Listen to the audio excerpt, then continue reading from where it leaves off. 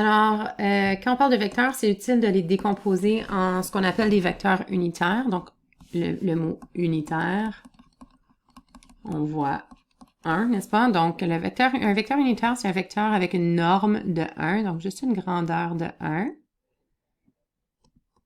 Et puis qui va dans la direction positive de l'axe des x. Donc, on a défini ce vecteur comme étant le vecteur i.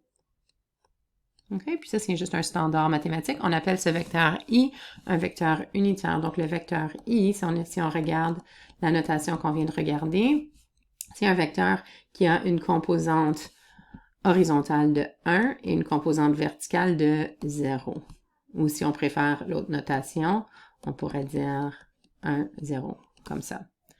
OK, de la même façon, on a défini un vecteur vertical dans la direction positive des y, et puis ce vecteur, on l'appelle, devinez, oui, c'est j. OK, donc le vecteur j, c'est un vecteur avec une norme ou une grandeur de 1, avec une composante horizontale nulle, et une composante verticale de 1, ou si on utilise l'autre notation, comme ça.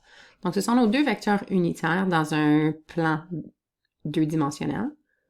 Donc, ça peut être utile. Par exemple, si j'avais ce vecteur-ci,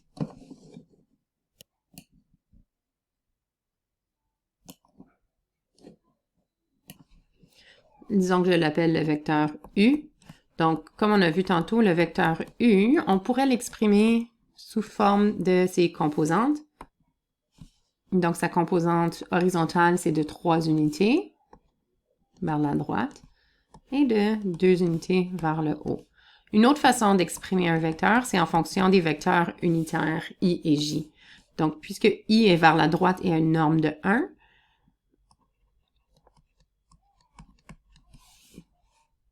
si je multiplie cette valeur i ou ce vecteur i par 3 fois le vecteur i, quand on multiplie un scalaire par un vecteur, on fait juste l'étirer dans le fond.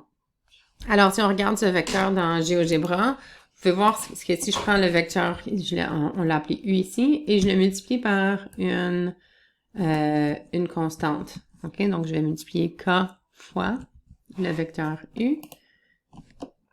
Ici, dépendant de la valeur de k, on peut voir ce qui arrive au vecteur. Donc, c'est vraiment juste de l'étirer. Puis, s'il devient négatif, ça change de direction. OK, mais multiplier un vecteur par une constante ne fait que l'étirer.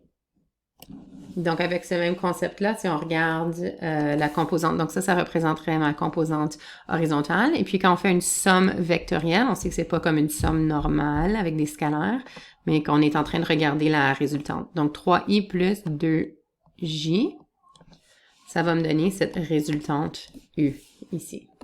Donc, c'est une autre façon d'exprimer les vecteurs. Donc, ceci et cela indiquent la même chose.